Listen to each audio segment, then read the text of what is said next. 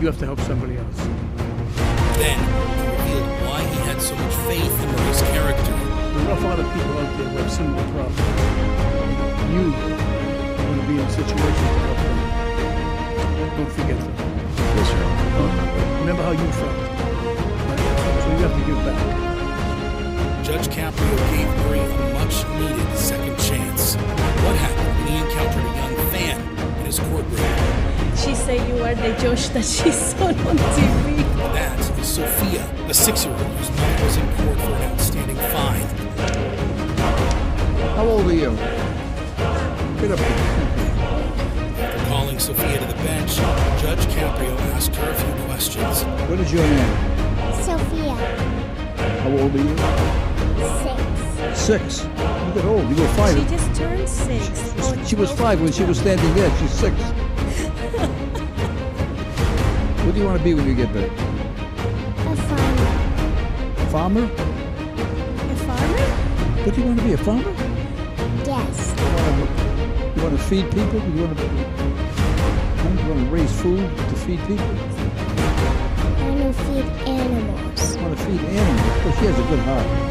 She does. And that good heart was about to be put to the test. I have a problem. You want to help me? Yes. Here's my problem. Look, your mother has a ticket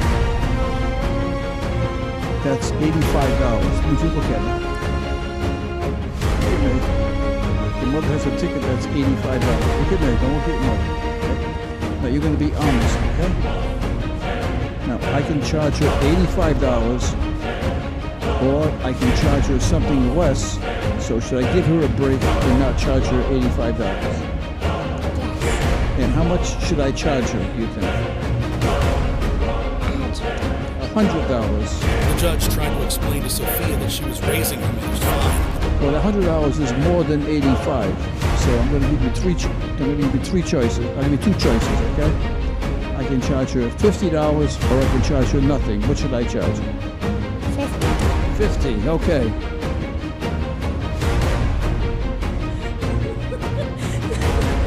It seemed like Sophia wasn't ready to give her mother a break. She's a tough judge. It's the common core, Josh. She is a tough judge. Ma. Yes. All right, I'm going to ask you a question. Would it be okay with you if I charge her nothing? No. No. This is not helping me. In other words, you think she should pay, right? Yes. Okay. Each question, Sophia seemed more adamant to make her mom pay. I don't want to shatter her opinion of the judiciary. Maybe I can explain to her that if mommy keeps the money in her pocket, she can get a toy. Okay, I'm going to have your mommy talk to you, and then I'll ask you again. Okay, you want to talk to your daughter? Yes. See, if mommy doesn't pay, it's because you know that mom works a lot. Then I will have some money, and then we can get a little toy. You know what I mean? With that explanation, Sophia's mom had some hope of getting leniency from her. Or should I charge her nothing, or should I charge her 20? 20. This is not helping. She is the good one. She didn't fall for that bribe in open court. Okay, I can tell you. She's going to be a good judge. I can tell you right now, every governor in the country is going to make you a judge because they like the way you think. The judge thanked Sophia for her help. Okay, I appreciate your help so much. Thank you for coming up and helping me, okay? All right, we get back to your mother. Thank you. Then, he dismissed her mother's case anyway. I want you to understand, that we know how much you love your mommy and how much she loves you. So we're going to discuss it. Good luck. Thank you, Your Honor. Thanks. You got a wonderful young lady there. Thank you. Thanks. He's a wonderful child. Thank you. Judge Caprio will be remembered for his kindness towards children, but also for the impression he left on adults. I wanted to say, never have I met a judge like you. That is Giovanni Cabrera, who appeared in Judge Caprio's court for multiple outstanding violations. Mr. Cabrera, you have 3 parking tickets. They're all overnight parking. And 1 school zone violation. He didn't seem particularly remorseful at first, but ultimately owned up to his mistake. So let's take the speeding charge first. What do you want to tell me? Truthfully, I don't remember it. I was driving that day. I do remember when I got the notice. I was like, oh, that one I just gotta take full responsibility for. I work in the school system, so I understand how serious it is. So I won't argue on that. He told the judge that he worked as a youth program assistant. What do you do being a youth program assistant? What's that all about? So youth programs assistant, I basically work closely with New Urban Arts to work with all the high school students in Providence. And I personally, I grew up going to New Urban Arts, like after school program when I was in high school, and they changed my life. And so I continued and I wanted to do the same. I wanted to give back to the community. And so now I work at New Urban Arts and do the same. Judge Caprio went a layer deeper and asked Cabrera about his life before the program. Tell me about your life before and after you went to this program. So I grew up in Providence in the South Side. That says a lot already. A lot of people have a lot of notions about Providence and what it is to grow up there. Before I started going to Urban Arts or in general, just after school programs, I was just in the streets, just like any other kid. I was in the streets. And my mom's was a single mother, and I was going through a deportation case currently. Once I went to Urban Arts and I met the people there, I learned that there is something, to do outside of just being like in the streets and all that. Like I learned how to produce and learn piano. I'm a musician, I'm a producer, but I'm also a full-time artist. Cabrera's story impressed the judge. I'm very impressed with your background and how you took your life with it. You said something that struck home with me. You said you came from the South Side and you come to the South Side, people have a certain perception of that. Then the judge revealed that he too was once stereotyped because of where he came from. I probably shouldn't tell this story, but I was working in a restaurant in downtown Providence. I was in college, and I was a counter boy, a counter man. I was cooking hamburgers, cooking, washing dishes and stuff. A lovely young lady came in. She came in all the time. I asked her for a thing. She said, "You have to come in by car." I said, "Of course, how are you, sir?" "What's your name?" "Where do you live?" "I live in Providence." I saw her coming. He said, "Where in Providence?" I said, "I'm Bradford Street." He said, "Where's that?" And I said, "Federal Hill." And he said, "You're not taking my door." And that was the end of my day. Judge Caprio and Cabrera bonded over being stereotyped. We're gonna let these emotions go. We're gonna let it go. So when you said you tell me about your situation that people had certain thoughts about you, of course. Then the judge lauded Cabrera for the work he had put in and how far he had come. I want to congratulate you for two things. Number one, turning your life around. And number two, trying to help others by paying it forward. I think we should give them special consideration. None of these fines doubled. It's full responsibility. It's $100. I'm going to dismiss it. Cabrera thanked the judge and told him that he was one of a kind. Appreciate it. And I wanted to say, never have I met a judge like you. And I've been in many courtrooms growing up for silly things, not for bad things, for silly things, growing up. And the judge has an equally heartfelt response. I don't do anything different than what I was taught to do by my parents. That is, treat everyone with dignity and respect and have some compassion for people. We're just doing what we think is right. Good luck to you. Thank you.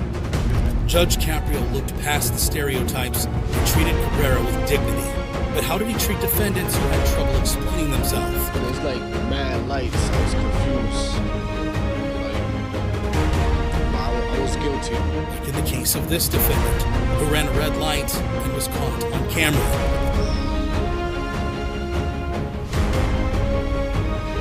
Lights. Okay, what do you want to tell me about this, sir? In that location, it's like mad lights. I was confused. I was guilty. The answer cracked up the judge. You're guilty. And you're... But it was at that section right there is Atwell's, and that got mad lights. And I was confused. You got confused? Tell me, why were you confused? Because it was too many lights. After giving the defendant 2 chances to explain himself, Judge Caprio offered the explanation on his behalf. Let me tell you why you were confused. Because there were 2 lanes of traffic. They're heading west on Atwells Avenue. And in those 2 lanes of traffic, there were green lights for both lanes of traffic. But the light for the lane turning east was red. So you're coming down and you see, in your lane of traffic, you see a green light. In the other lane of traffic, which is not your lane of traffic, there's an arrow with a red light saying you can't make a left-hand turn. That's where you got confused.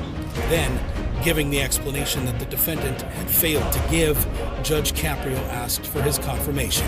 Is that right? Yes, sir. Beautiful explanation. See, I knew you'd get it straight. I just knew it. I knew you had it in you. After that, he offered to surprise the defendant. And I'm going to tell you something else that's going to surprise you. You want to get surprised? Yes, sir. I agree with you that it is confusing. And I think that the traffic engineer, whether it be state or city, should straighten it out. Then, he passionately argued on the defendant's behalf. In your lane of traffic, there's a green light. In the other lane of traffic, which is not your lane, there's a red arrow. I don't think the city can prevail on the burden of proof, which is clear and convincing evidence. You agree with that? Yes, sir. See, I knew. He had a great argument. After doing all the work for the defendant, Judge Caprio jokingly complimented him. He came in well prepared today. I agree, it is confusing. All right, the matter is dismissed. Thank you. Judge Caprio helped out the defendant who couldn't articulate his argument. But how did he react when a defendant couldn't stop crying? Dry up those tears. I know, I'm sorry. That was Casey Ann Munoz, a working mom who appeared before Judge Caprio for running a red light. You have a red light violation on Eddie and Dudley. You made a right-hand turn on red? Where were you going? What's the matter? Go to the hospital. What's the matter? Munoz was speechless and kept looking at her phone.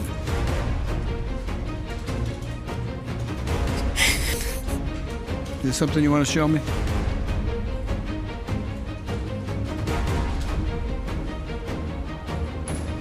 On her phone was a picture of her daughter taken at the hospital. What happened? She couldn't breathe. She all right now? This is your daughter? Yeah, sorry. She was in the car. She couldn't breathe. That's what I just been through. Judge Caprio tried to put Munoz at ease. Dry up those tears. I know, I'm sorry.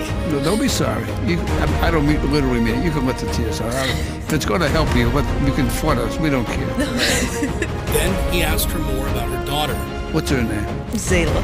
Zayla. Tell us about your little daughter. About Zayla? Yeah. Oh. That day she woke up with 102 fever, so we gave her some Powerade and some Benadryl. And about a half hour later, she just started swelling. As Munoz kept talking, she slipped up and admitted to more violations. So I just rushed. Honestly, didn't pay attention, so I did it. I know I did. I probably did. Probably did more than just that one. Yeah. Nope. Not gonna lie. Judge Caprio used that to pull Munoz's leg.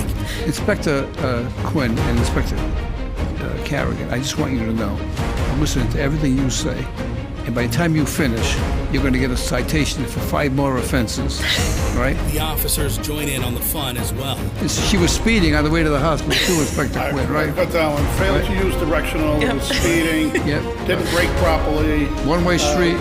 Yes, operate roadway one way. It could have been. So she's confessing to everything. You know what, Judge? I am. I'm sorry. There'll probably be one statute she didn't violate. No, I probably did them all. I'm not gonna lie. I just After that, Judge Caprio started deliberating out loud. Well, I'm trying to think of an appropriate sentence, Inspector Quinn. I don't know. Something. I don't know if incarceration is warranted in this case. That's when Inspector Quinn interjected, implying that Munoz should be charged with driving too slowly, given her precious daughter's situation. Judge, I don't believe in the state of Rhode Island we can charge a violation for driving too slow. Because I can assure you, if that was my child or my grandchild, that speed would have been a heck of a lot higher than that. Finally, the judge announced his verdict, which, as always, was incredibly generous. Okay, here's what we're going to do. First of all, it's not going to go on your driving record. All right. Second of all, I'm not going to obviously have you pay anything. Right? I think it's whatever monies you have, I think you should spend on your kids. thank you. And thirdly, everyone in the courtroom and everyone within earshot or view of this has empathy and sympathy for you in these circumstances.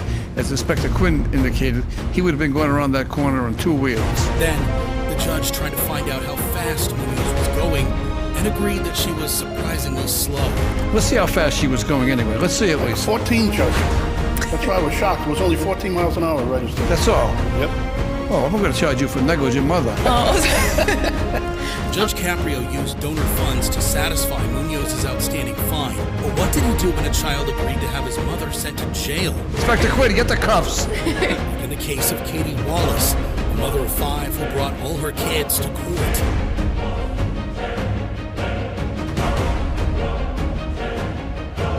Hey, that's all? That's it. Inspector Quinn? Judge, there were less kids in my freshman class. Arrest those 2 kids for wearing a hat in the courtroom. Yeah, especially the firefighter hat, Judge. Judge Caprio couldn't believe that all the kids belonged to Wallace. Katie, who are these kids? Where'd you find them? Did you rent these kids outside? Unfortunately, they don't go back. So, no. After a few questions about the children, the judge asked Wallace to pick out the most talkative one. Probably Alex. Where's Alex? Alex likes to talk. Where's Alex? Alex, raise your hand. Come on up here, Alex. Oh, you want to go sit? Oh, yeah, get up here. You want to go sit? Come on. This way. After Alex got on the bench, Judge Caprio asked if he could wear his hat. Stand right here. Can I wear your hat? Huh? Can I wear it? Oh, that's nice.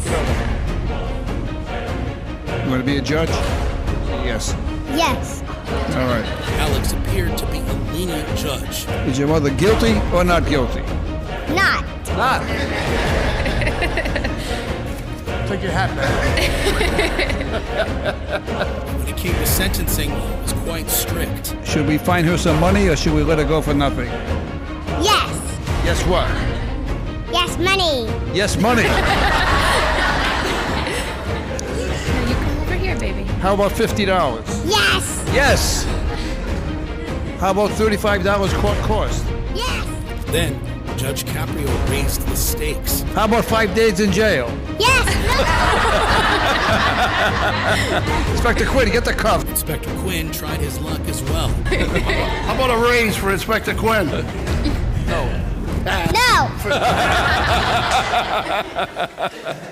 I can't win. Finally, the judge made Alex deliver the verdict by repeating after him. All right, here's what I want you to say. Say, my mom was doing 1 mile over the limit. Say that. My mom was doing 1 mile over the limit. And I think you should dismiss this case. And I think you would just miss this case. This kid's good. No verdict is final without the drop of the gavel. Read the gavel.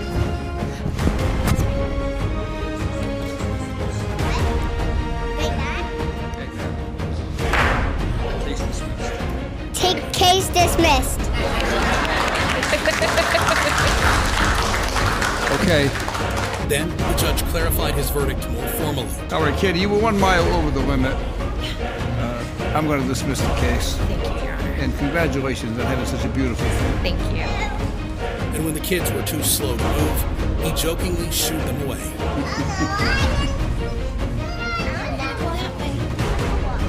Oh, I don't think you're Katie, going to go up. get him out of here. Judge Caprio went easy on Katie because she had a minor violation. But how did he react to a driver with multiple violations? What are we going to do with you? Like in the case of Gladys Rodriguez, who appeared before Judge Caprio with 9 traffic violations. Look at this innocent little girl, Inspector Quinn. She has 9 violations. 9 red lights and speeding. Gladys, what do? Do you work? Yes, I work for a staffing agency. I'm a recruiter. Gladys had already teared up, and for a good reason. My explanation to those tickets, I dealt with a domestic violence relationship.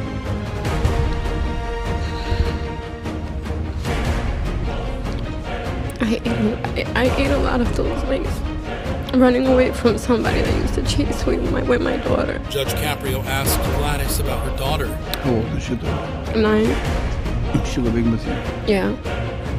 She's in school right now. She was what? She's in school right now. She's in school right now. You only have one child? Yeah. And to save that child, Gladys had gone through 9 red lights. I'm trying to determine why you would go through 9 red lights. Okay. I mean, were you being pursued by somebody, or were you just... Yeah. While the judge was asking Gladys these questions, his officer was busy verifying the information. Judge Daly checked on that. He said there was a couple of reports or something that there was some damage done to a vehicle and stuff like that, but he doesn't think all of them. So Gladys' story did not account for all the violations, but she was telling the truth about trying to get away from a violent situation.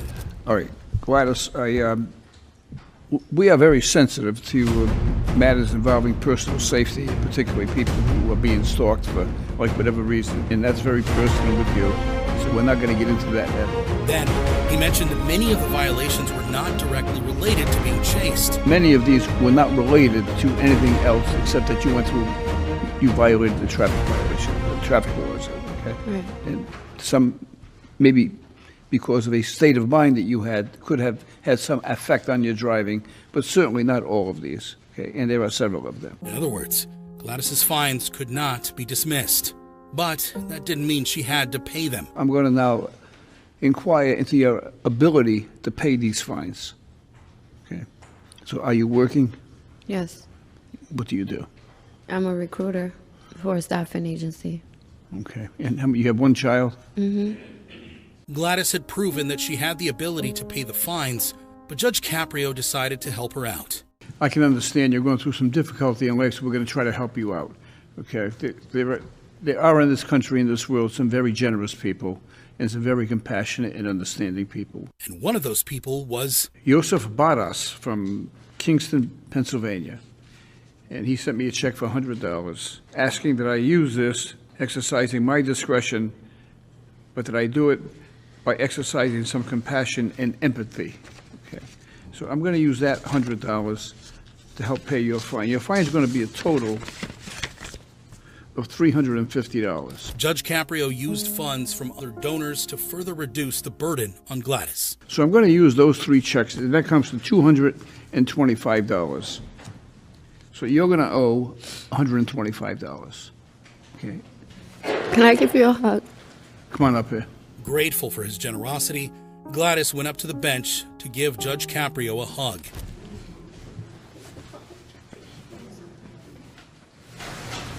Relax. You feel better now? Mm-hmm. You'll be fine. Okay. Can you afford the $125? Even when he had no room to dismiss charges, Judge Caprio made things easy for his defendants. But his most memorable moment was when the defendants kept making things harder for themselves. You go through this every day? Yes, Your Honor. That is Linda Fields and her husband, whom she threw under the bus within seconds of appearing before the judge. This is my wonderful husband. Oh. I got the ticket. He was driving my car. Oh. I'm not guilty. Oh. He is. Linda came prepared. Let me explain what happened. I can't I wait. get the ticket in the mail, and I go, "What's this?" He says, "Just pay it."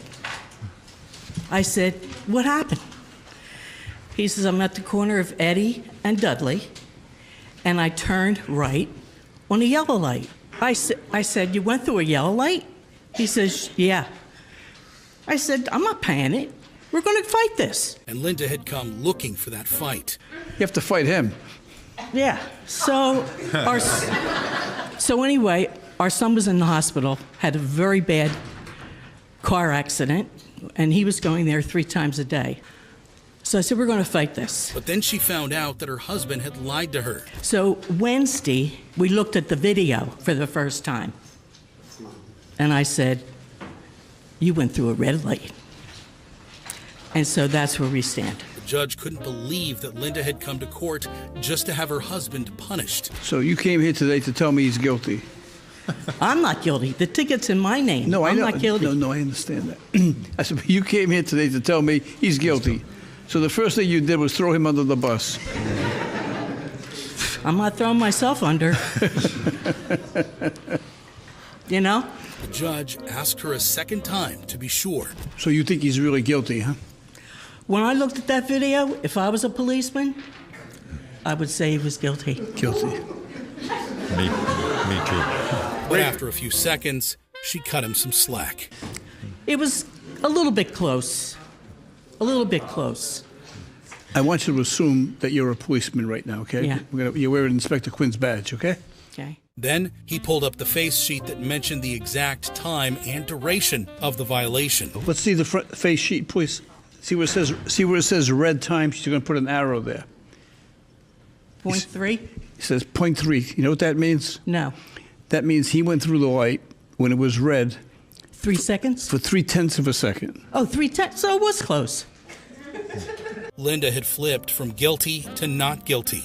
Well, you just said he's definitely guilty. I'm trying to explain to you. Now, 0.3 of a second, that's not much. all right, now, let me finish. Okay. You go through this every day? Yes, Your Honor. We've been happily married for 43 years, right? Yes, dear.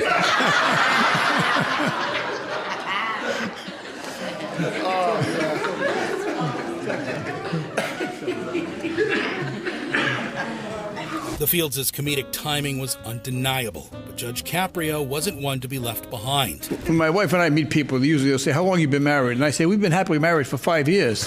Now, my wife is much younger looking than I am, but even though, so they say, oh, you've been happily married for 5 years. Is she your second or third wife? I say, oh, no, we've been married 50 years. We've been happily married for 5.